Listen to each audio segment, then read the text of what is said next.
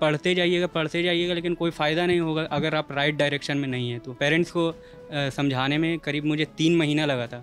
रोज़ रात को इसी बात पर बहस होती थी कि मैं एनडीए जाना चाहता हूँ, वो बोलते हैं मैं नहीं जाने दूंगा तुम्हें। मुझे था कि मुझे अपने पैरों पर खड़ा होना है। लड़कियां अगर डिफेंस में जाती है उनका एक अलग ओहदा होता है। हमेशा से ये मिथ रहा है कि लड़के ही डिफेंस में जाते हैं, उन्हीं का वो काम होता है। There is nothing that women can not achieve. डर लग रहा है या एक्साइटेड? इतना ही डर लगता तो शुरू नहीं करते कभी। इससे ज़्यादा अच्छी ज़िंदगी शायद आपको नहीं मिल सकती। एक इतने बड़े देश को सेवा करना पूरे लाइफ, एंड अंदर से हमेशा से एक गर्व फील रहेगा, हाँ मैंने अपने लिए भी जिया है एंड अपने देश के लिए भी जिया है।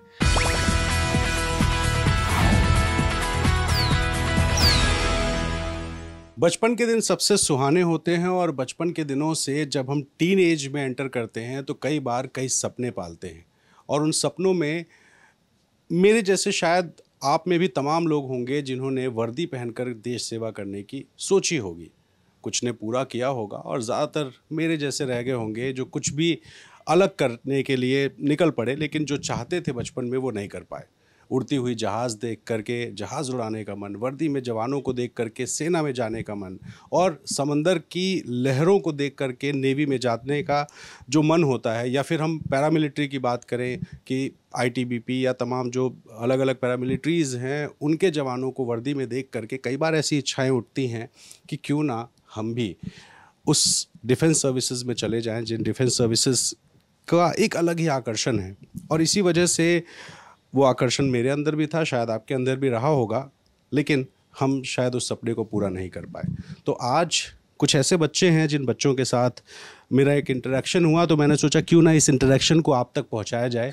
और इस इंटरेक्शन को आप तक पहुंचाने की वजह ये है कि मेरे जैसे आप में तमाम सारे जो लोग होंगे जिन्होंने कभी आर्मी में, एयरफोर्स में, नेवी में या पैरामिलिट्री में जाने की सोची होगी, वो सपने पूरे नहीं कर पाए होंगे। लेकिन ये जो बच्चे मेरे बगल में बैठे हुए हैं इन्होंने अभी रिसेंटली एनडीए क्लियर किया है, यानी नेशनल डिफेंस एकेडमी, और ये 4 साल की ट्रेनिंग के बाद डिफेंस सर्विसेज में पहुंचेंगे, देश की सेवा करेंगे। और फिलहाल ये सेंचुरियन डिफेंस एकेडमी है लखनऊ में, और ये अपना शहर है लखनऊ। तो इन बच्चों ने अभी जो एग्ज़ाम पास किया, जरा इनसे बात करते हैं कि आखिर कितनी मेहनत कर चुके हैं और कितनी और मेहनत करनी है। साक्षी है मेरे साथ। साक्षी, लड़कियों को पहले कहा जाता था चूल्हा चौका करेंगी, फिर नौकरी करना शुरू की, लेकिन आर्मी में जाने के लिए उनके पास अपॉर्चुनिटीज़ भी बहुत कम थी कि मेडिकल वगैरह में चली जाती थी। आपने एनडीए क्लियर किया और रिसेंटली ही लड़कियों को इंडक्ट किया गया है वहाँ पे। कितनी खुश हैं, कितनी एक्साइटेड हैं, और इस तैयारी के बारे में ज़रा बताइए। सर जाहिर सी बात है बहुत ज़्यादा खुश हूँ, क्योंकि ये अभी तो बहुत एक प्रेस्टिजियस अपॉर्चुनिटी है एनडीए में जाने की। हमसे पहले 2 बैच और जा चुके हैं और हमारा 3rd बैच होगा एनडीए वुमेन का। सो जाहिर सी बात है बड़ा नयापन सा महसूस हो रहा है। मतलब ये एक ऐसी चीज़ है जो बहुत सालों से देखी नहीं जा रही थी, अभी ये नई ओपन हुई है, तो उसका नयापन अभी बरकरार है और उतना ही एक्साइटेड है। तो जैसे कि आपने कहा कि औरतों के लिए अपॉर्चुनिटीज़ बहुत कम थी, तो ये तो काफ़ी समय से रहा है, रेस्ट्रिक्शंस रहे हैं कि आप ये कर सकते हैं, ये नहीं कर सकते। लेकिन धीरे धीरे समय के साथ, बदलते समय के साथ लोगों को ये बातें समझ में आती गई कि इवन फिज़िकल जो है वो भी एक ट्रेनिंग का पार्ट होता है। अगर आप ट्रेनिंग करें, अगर आप उस हिसाब से ट्रेन किए जाएँ, तो there is nothing that women can not achieve. तो उन चीज़ों को जब समझा गया, एक लड़ाई लड़ी गई कोर्ट में, और उन सब चीज़ों के बाद हमें एक अपॉर्चुनिटी मिली है कि हम एनडीए जाके अपने मेल काउंटर पार्ट्स की तरह ही देश को उन बॉर्डर्स पे और बाकी तरीके से सर्व कर सकें। So definitely I am very excited about it. तो अभी तो सिलेक्शन हुआ है, लेकिन जो असली परीक्षा है वो अगले 4 साल होगी जब ट्रेनिंग होगा। सुबह 4 बजे उठाया जाएगा, रगड़ दिया जाएगा, इतनी मेहनत कराई जाएगी जो शायद आज तक आपने कभी नहीं की होगी। डर लग रहा है या एक्साइटेड है? सर डर इतना ही डर लगता तो शुरू नहीं करते कभी। फर्स्ट स्टेप क्रॉस हो गया है एकेडमी तक पहुंचने का। अब एकेडमी पहुंच के भी इसी तरीके से हम टैकल करते जाएंगे हर चीज़ को, और जो भी चीज़ हमारे सामने टफ़ आती जाएगी, मुझे यही लगता है कि वो हमें और ज़्यादा मजबूत बनाएगी। आगे आने वाली अपॉर्चुनिटीज़ और आगे आने वाली जो भी हमारे ऑब्स्टेकल्स होंगे लाइफ में, उनके लिए हमको तैयार करती जाएगी।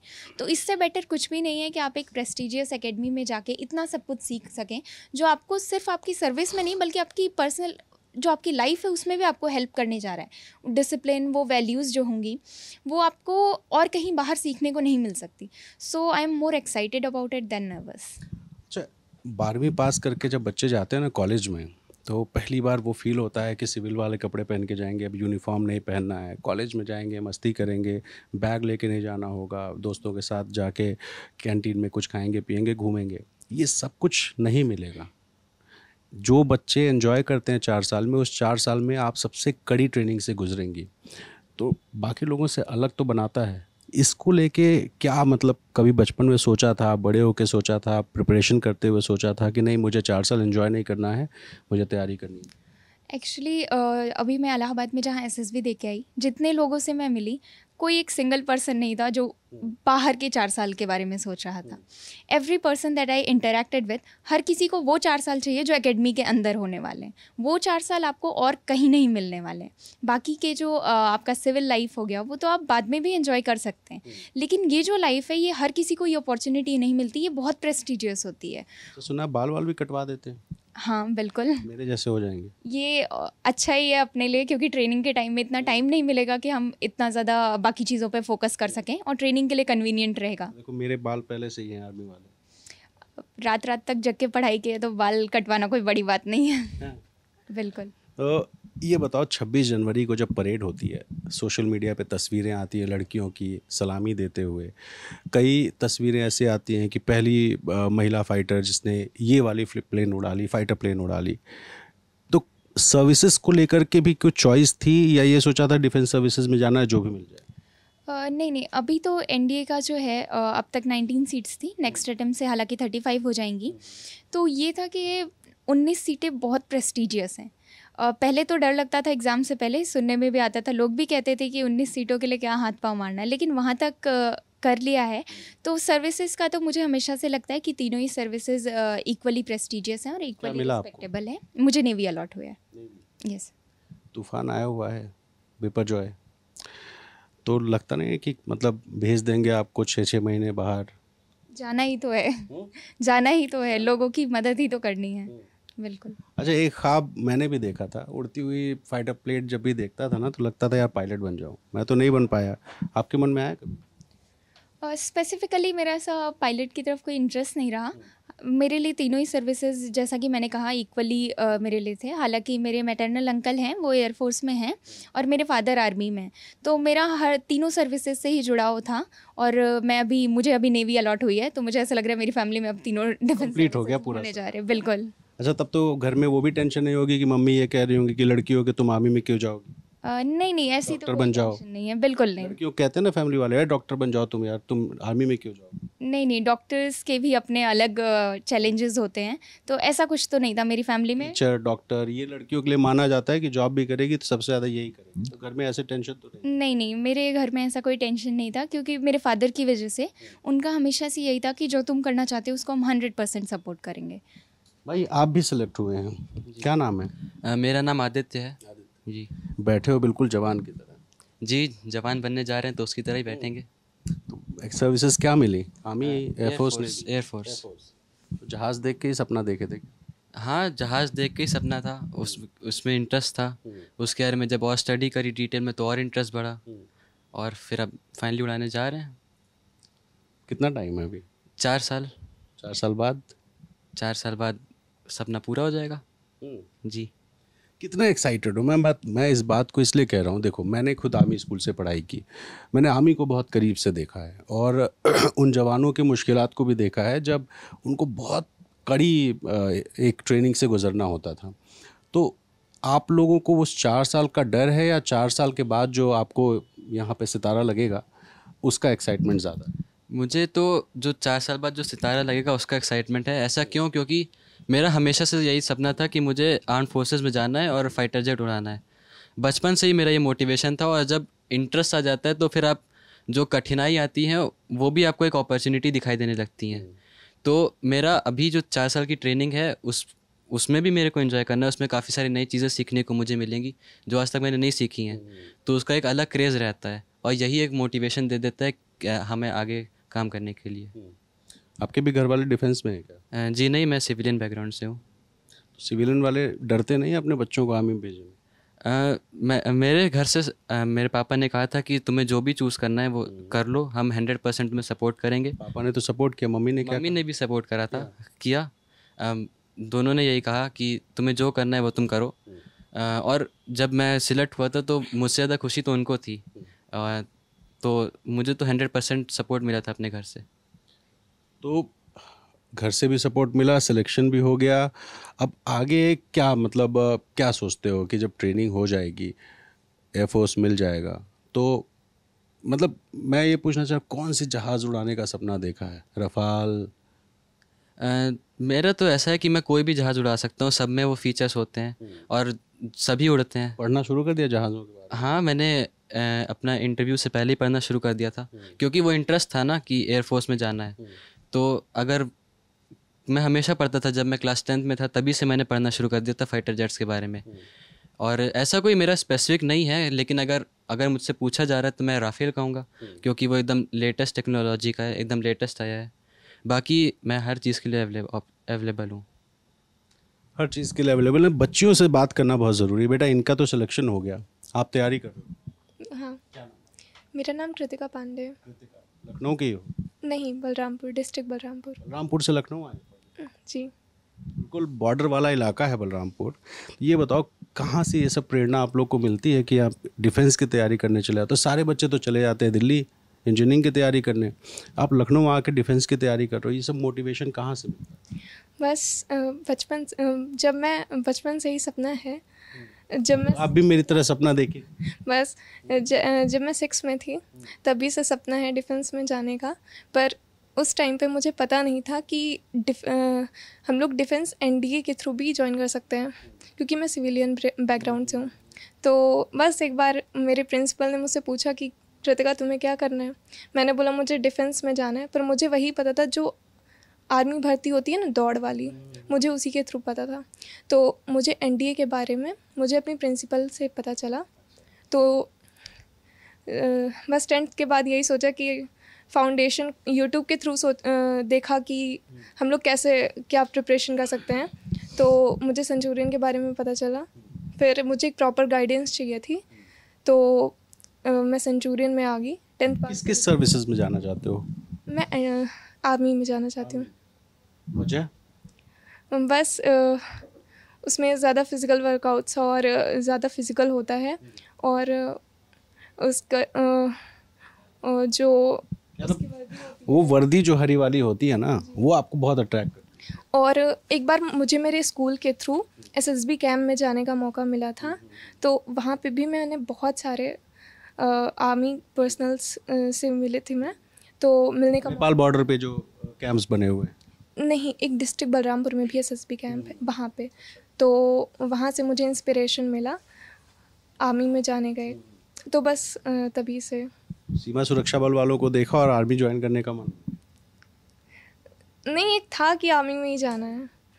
मम्मी मना नहीं करती हैं नहीं, कि बेटा टीचर बन जाओ, बेसिक शिक्षा में बड़ा आराम है, 5 घंटे का पढ़ाई, उसके बाद फिर आराम मिल जाएगा? नहीं, क्योंकि मैं एक स्पोर्ट्स पर्सन हूँ। क्या खेलते हो? ताइक्वांडो। बाप रे, कहाँ ये सब बलरामपुर में कहाँ से ये सब सर्विसेज आ गए भाई? ताइक्वांडो सीख लिया, एनडीए कर रहे हो, ये सब घर वाले बता रहे हैं या अपने से इंटरेस्ट जगता गया? बस इंटरेस्ट जगता गया। आपका? आप तो मुस्कुरा रही थी पायलट वाली बात। यस सर, मेरा नाम निमिषा तिवारी है। पायलट वाली बात पे स्माइल तो आई थी क्योंकि वो एक ड्रीम था, लेकिन फाइनेंशियली प्रॉब्लम भी होती है ना, उसकी वजह से पायलटिंग के थ्रू नहीं, लेकिन एनडीए के थ्रू मैं एयरफोर्स में ज़रूर जाना चाहूँगी। हाँ, ये आपने ड्रीम कैसे देखा?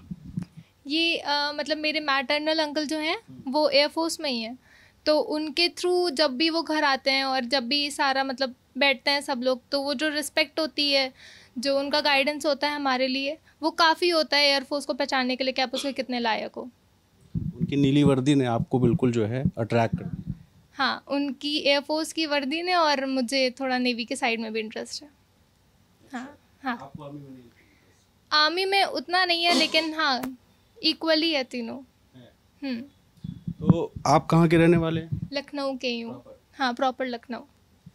लखनऊ वाले लोग जो है ना, मतलब मैंने देखा यहाँ पे कि लड़का है तो इंजीनियरिंग करा दो, एमबीए करा दो, लड़की है तो मेडिकल करा दो या टीचिंग का काम करा दो या एचआर में भेज दो एमबीए करा के। इस तरह का एक माइंडसेट होता है। आपके घर वाले नहीं कहते? नहीं, मेरे घर वाले इन सब चीज़ों में बिल्कुल भी नहीं है। मेरे घर वालों का सिंपल सा इतना कहना है कि आपके पास आपका पूरा टाइम है, आपको जो करना है आप करिए, आपका स्टेम हम है, बाकी आपको अपनी रूट्स जहाँ तक फैलानी है आप फैला सकते हो। कहाँ तक फैलानी है? मुझे बस डिफेंस सर्विसेज में या तो एयरफोर्स और या फिर नेवी, यहाँ तक जाना है। ऑफिसर तो बनना है। इनकी तरह से जहाज़ उड़ाने का ही सपना है? हाँ, मेन मेरा वही है, अपनी अपनी वर्दी पे एक स्टार चाहिए। जी, ये बढ़िया है। देखिए, हम लोग जब छोटे थे ना तो बहुत सारी चीज़ें ख्याल आती थी मन में कि कभी जहाज़ उड़ाने का मन है, कभी आर्मी में जाने का मन है, कभी मन होता था आईएएस बन जाए, कभी मन होता था कुछ सरकारी नौकरी कर ले। मतलब बहुत सारी चीज़ें ख्यालात आते। लेकिन इन बच्चों को देख के लगता है कि ये लोग बहुत क्लियर है। शायद 17-18 साल की उम्र में इनको ये पता है कि इनको करना क्या है। पहले के ज़माने में अब के ज़माने में शायद फ़र्क यही है। क्या नाम है? My name is Mohammad Faiz Alam and I am from Ranchi, Jharkhand. Jharkhand क्यों गुरु, हिंदी बोल रहे हो? झारखंड से हूँ। तैयारी कर रहे हो? नहीं, मतलब ऐसा फॉर्मल है तो इसीलिए मैं सोचा कि बोल दूँ। चलो कोई नहीं। ये बताओ, झारखंड से लखनऊ कहाँ से आ गए? वैसा तो कुछ मैंने 10th का एग्ज़ाम दिया था और उसके बाद मतलब क्लास 9th में मैंने एक टीचर से पढ़ा था, प्रिंस सर नाम था उनका। वो मतलब बहुत अच्छा मैथ्स पढ़ाते थे। वो बीटेक उन्होंने किया था और वो ऑफिसर बनने के लिए वो बीटेक एंट्री के लिए बीटेक एंट्री से जाना चाहते थे, लेकिन वो नहीं जा पाए। उन्होंने मुझे बताया था, मतलब ऑनलाइन क्लासेस के थ्रू, कि गाइड किया था कि तुम लोग को एक बार एनडीए का एग्ज़ाम ज़रूर देना चाहिए और पता करना चाहिए। अगर तुम एसएसबी तक पहुँचो तो वो बहुत अच्छा एक्सपीरियंस होता है। तो मैंने फिर वो ये भी बोले कि तुम्हें अगर स्ट्रीम चूज़ करना है तो वो पूरा डिस्कस किए थे किस फील्ड से तुम क्या बन सकते हो क्या नहीं। तो मुझे पीसीएम लेना था। पीसीएम में मैंने काफ़ी 2-4 दिन तक रिसर्च किया, फिर मुझे एनडीए का स्ट्रीम अच्छा लगा और फिर मैंने देखा कि कोचिंग चाहिए रहता है क्योंकि गाइडेंस नहीं रहता है। अब तैयारी तो यूपीएससी का कंडक्ट करवाने का कितना भी उसका सिलेबस बहुत बड़ा है। आप अगर तैयारी स्टार्ट करिएगा, आप पढ़ते जाइएगा, लेकिन कोई फ़ायदा नहीं होगा अगर आप राइट डायरेक्शन में नहीं है तो फिर मैं ये तो लॉजिक सब में काम करता है ना कि अगर राइट डायरेक्शन में नहीं हो तो 12वीं नहीं पास कर। हाँ, तो इसलिए मैंने यूट्यूब में सर्च किया कौन सा कोचिंग सही रहेगा। फिर मैंने देखा कि सेंचुरियन डिफेंस एकेडमी का मतलब मेरे पास भी है एक। यहाँ का ट्रैक रिकॉर्ड थोड़ा ठीक है तो झारखंड से लखनऊ चले आए। हाँ, वैसे फ़र्स्ट टाइम तो मम्मी पेरेंट्स को समझाने में करीब मुझे 3 महीना लगा था। रोज़ रात को इसी बात पर बहस होती थी कि मैं एनडीए जाना चाहता हूँ। वो बोलते हैं मैं नहीं जाने दूंगा तुम्हें, तुमको आईआईटी करना चाहिए, ये करना चाहिए वो। फिर मैं खाना छोड़ देता था, फिर अगले दिन फिर यही टॉपिक स्टार्ट होता था। फिर फाइनली जब 10th का रिज़ल्ट आया मेरा, तो मेरे रिज़ल्ट अच्छे परसेंटेज आए थे।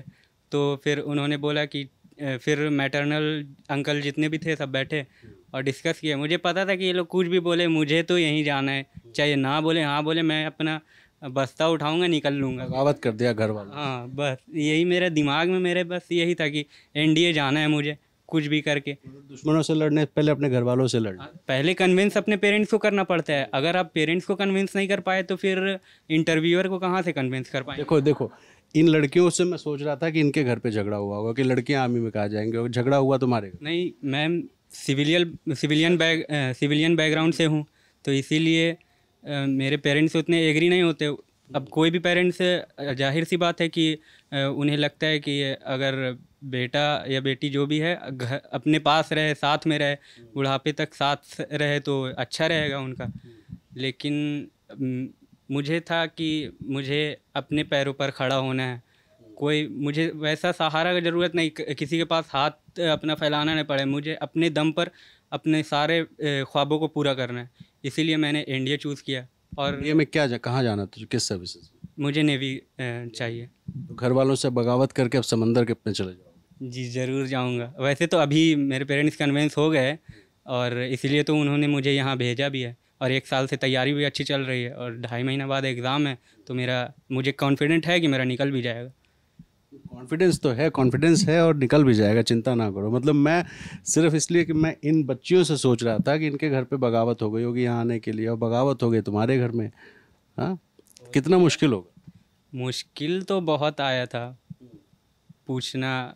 भाई भी बोल रहा था मत जाओ, बेकार में अगर नहीं हुआ तो फिर क्या करोगे, 12th भी दिक्कत हो जाएगा अगर तुम इस फील्ड में, मतलब अगर सब लोग चाहते हैं कि गारंटी मिल जाए कि गारंटी चाहिए था। कि इंजीनियरिंग कर लेंगे तो इंजीनियर बन जाएंगे, मेडिकल कर लेंगे तो डॉक्टर बन जाएंगे, लेकिन यहाँ तो तैयारी कर लेंगे, उसके बाद इंटर के बाद गैप हो अगर जाए। नहीं हुआ तो, और इन ये इसका सिलेक्शन रेशियो कम है, इसलिए उन्हें लगा कि ये सिलेक्शन रेशियो तो बहुत कम है और फिर दिक्कत हो जाएगा अगर नहीं हुआ तो इसलिए बोले, मैंने बोला कि जब रिटेन कर ले उसके बाद सिलेक्शन रेशियो, ऐसे तो लाखों में भीड़ में भरते हैं फॉर्म, लेकिन वो सीरियस जो रहता है वही निकाल पाता है। भाई को ये नहीं बोले कि प्यून के एक पद के लिए जो है 5-5 लाख बोला है फॉर्म? कि अगर आप रेलवे देखो या फिर कुछ भी देखो, कोई भी फील्ड में सिलेक्शन वही है, क्योंकि भीड़ हर जगह है, मेहनत करने वाला कहीं से भी निकाल लेता है।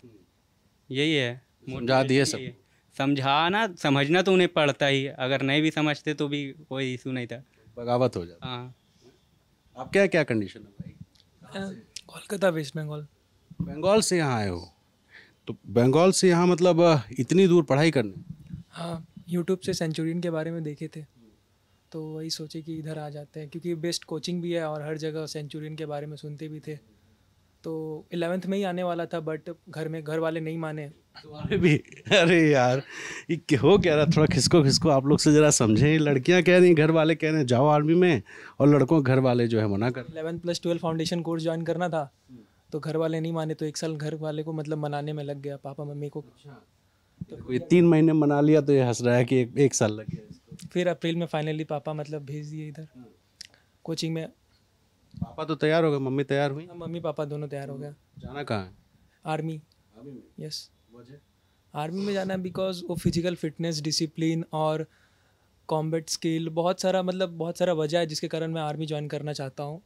जैसे कि जंगल में बहुत, जिसे नहीं पता चलता कि जंगल में ऑपरेशंस होता है, सर्जिकल स्ट्राइक, ये सब सुनने के बाद अलग ही गूज़बम्स आता है। और बहुत सारे आर्मी ऑफिसर्स हैं जैसे कि मेजर मोहित शर्मा और मेजर अनुज सूद और बहुत सारे हैं जिनके बारे में सुनते हैं, उनका स्टोरी सुनते ही गूज़बम्स आने लगते हैं। तो ये सब बहुत सारे रीजंस जिसके कारण मैं आर्मी ज्वाइन करना चाहता हूँ। बंगाल तो वैसे भी क्रांतिकारियों की धरती है, तो डिफेंस में जाना है, आर्मी में जाना है, क्लियर है। ये बचपन से क्लियर हुए कि बड़े होके जो है ना ये समझ? बचपन से, जब मैं क्लास 5 में था तभी, मतलब उस समय मेरे को पता था कि दौड़ निकालना है और एग्ज़ाम देना है, बस आर्मी में चला जाना है। बट फाइनली मतलब 10th में जाके मुझे पता चला, कुछ टीचर और मतलब अगल बगल जो भैया लोग थे, ग्राउंड में जाता था तब दौड़ने, तब मेरे भैया लोग मतलब वो लोग बताया मुझे, तभी से मैं यूट्यूब पे सर्च मारता था कि एनडीए कैसे क्लियर किया जाता है। तब मुझे सेंचुरियन के बारे में पता चला था, तो घर में बताया था क्लास 10th में ही। इससे मुझे एक कहानी याद आ गई। मैंने जैसे शुरू में कहा था ना कि मुझे भी आर्मी में जाने का मन था, तो मेरे कॉलोनी में एक सीनियर हुआ करते थे, उन्होंने मुझसे कहा कि आर्मी में जाना है तो तुमको दौड़ के दिखाना होगा। घर के सामने एक बड़ा सा ग्राउंड था, 5 चक्कर मरवा दिया इस चक्कर में कि अगर तुमको आर्मी में जाना है तो 5 चक्कर मार के दिखाओ। हम भी ऐसे ही थे कि मार लिया। तो तुमको भी ऐसे किसी ने कराया कि नहीं दौड़ा उड़ा? हाँ, दौड़ते थे। वो घर से दूर मतलब एक फैक्ट्री है, उधर बहुत बड़ा ग्राउंड है, उधर ही मतलब डेली भैया लोगों के संग जाते थे। वो जो भैया लोग वो भी आर्मी का ही प्रिपरेशन करते थे, दौड़ वाला, तो उन्हीं लोगों के संग मतलब दौड़ते थे सुबह। अरे भाई, हमें भी लगता था कि जाएंगे, दौड़ेंगे, इतने मिनट के अंदर 2 किलोमीटर दौड़ लिया तो आर्मी में हो गए और उसके बाद अधिकारी बन जाए। हाँ, मुझे भी ऐसे ही लगता था। ये नहीं पता था इतना मैथ्स पढ़ के अधिकारी बनना। मैथ्स, साइंस बैग ये सब पढ़ के मतलब अभी पता चला क्लास 10th में भैया लोगों से। तो आर्मी में जाना है, इसको लेके क्लैरिटी है, तैयारी शुरू हो चुकी है। और एग्ज़ाम कितने दिन में? एग्ज़ाम अब 2 महीने बाद ही है। 3 क्या पूछते हैं एग्ज़ाम में? मैथ से कुछ चैप्टर से, जैसे कि कैलकुलस पार्ट हो गया, अलजेब्रा पार्ट हो गया, स्टैटिस्टिक्स, प्रोबेबिलिटी, और जीएटी सेक्शन से science, history, geography, current affairs, polity, ये सब पूछते हैं। बहुत टफ होता है। मॉक पेपर तो देते होगे? हाँ, देते हैं। हाँ, 12वीं के कोर्स से ज़्यादा मुश्किल? हाँ, बट इधर आने के बाद धीरे धीरे कॉन्फिडेंट आने लगता है। हाँ, धीरे धीरे अपने आप कॉन्फिडेंस आने लगता है कि हाँ क्लियर हो जाएगा। चलिए, आखिर में आपसे भी बात कर लेता हूँ। आप थोड़ा इधर आ जाइए, मेरे पास आ जाइए। तो आपसे भी पूछता हूँ, ज़रा आप कहाँ से हैं? बताइए, कहाँ से हैं आप? बैठिए। मेरा नाम सिमरन खातून है, मैं कोलकाता वेस्ट बंगाल से हूँ। आप भी बंगाल से? यस। घर वाले मान गए थे? हाँ, मान तो गए थे, क्योंकि लड़कियां अगर डिफेंस में जाती है उनका एक अलग ओहदा होता है। हमेशा से ये मिथ रहा है कि लड़के ही डिफेंस में जाते हैं, उन्हीं का वो काम होता है। बट जब पता चला कि लड़कियां भी डिफेंस में जा सकती है, बट मेरे को जब पता चला था it was after graduation level जो था, तो मैंने सीडीएस के लिए तैयारी कर? नहीं, मैं एनडीए के लिए तैयारी कर रही हूँ। मेरे को ये किस क्लास में? मेरा 12th अभी लाइक पास हुई। ओके। यस। एंड मेरे को जब पता चला about NDA, it was in 2020 and I was like कि ग्रेजुएशन करना है, बहुत ज़्यादा लंबा प्रोसेस है, बट मेरा फोकस ये था कि नहीं, अगर जाना है तो डिफेंस में जाना है। My father is in BSF, तो मैं हमेशा से कैंप में रही हूँ। एंड कैंप में वो होता है ना, जो लोग वर्दी पहन के मेस में खाना खाते हैं, तो हमारे कैंप में राम का मंदिर है एंड एवरीथिंग, तो वहाँ पे पूजा होता था एंड मेस में पार्टी लगता था एंड एवरीथिंग। तो वहाँ पे होता था कि सारे जो वर्दी ऑफिसर्स वगैरह हैं वो लोग वहाँ पे बैठकर खाना खाते थे। तो we were allowed on that particular day कि हम लोग वहाँ पे खाना खा सकते हैं। तो ऐसा एक होता है ना कि चारों तरफ आपके बड़े बड़े ऑफिसर्स एंड सब बैठे हुए हैं एंड आप ही एक हो जो एक सिविलियन ड्रेस में हो, तो वो एक चीज़ प्रभावित किया मेरे को। नहीं, जाना है तो एक दिन ऐसे ही वर्दी में मेरे को बैठ के इन्हीं के साथ खाना है। मतलब सिविलियन बन के खाना नहीं खाना है, इनका पार्ट बन के, इनका पार्ट बन के खाना है। तनोड़ माता मंदिर में भी ना जो बीएसएफ के जवान हैं वो सुबह आरती करते हैं, पास में कैंप है, वहाँ बैठ के खाते हैं। मैं खुद वहाँ जा चुका। हाँ, तो वैसा एक माहौल रहता है कि सब कोई एकदम स्ट्रिक्ट टाइम टेबल फॉलो करता है, सुबह उठना, अपना ख्याल रखना। तो उनका जवान का जो एक डेली लाइफ होता है वो मैंने देखी है एंड उसी को शायद कहते हैं कि एक जवान का लाइफ कितना साधारण होता है बट कितना रिस्की भी होता है। कभी भी आप बुला लेंगे एंड चला जाना पड़ेगा। एंड मेरे पापा जब बीएसएफ में थे, मतलब अभी भी है, एंड साल में शायद बहुत कम ही आते हैं। एंड एक टाइम था कि पापा वाज लाइक नहीं, मेरे को रिटायरमेंट लेना है। तो आई टोल्ड हिम, पापा सबको ये मौका नहीं मिलता ये लाइफ जीने का, आपको जीने का मौका मिल रहा है। तो पापा आस्क्ड मी कि तुम्हें भी जाना है क्या? तो आई सेड हाँ, मेरे को भी डिफेंस ही जाना है एंड कैसे भी करके मेरे को क्रैक करना है, लेकिन बहुत लंबा प्रोसेस है। बट बाद में मेरे को नोटिफिकेशन सेंचुरियन से पता चला कि एनडीए में गर्ल्स भी ज्वाइन कर सकती है आफ्टर क्लास 12th। तो मैंने वीडियो देखी एंड मैं इतनी ज़्यादा खुश हुई, नहीं अब जाना है तो इधर ही से जाना है 12th के बाद। एंड जैसे ही मेरा 12th कंप्लीट हुआ, मैं 11th में आ सकती थी, बट उस टाइम वो फैसिलिटी नहीं था कि लड़कियों को आफ्टर 12th ये कर सके।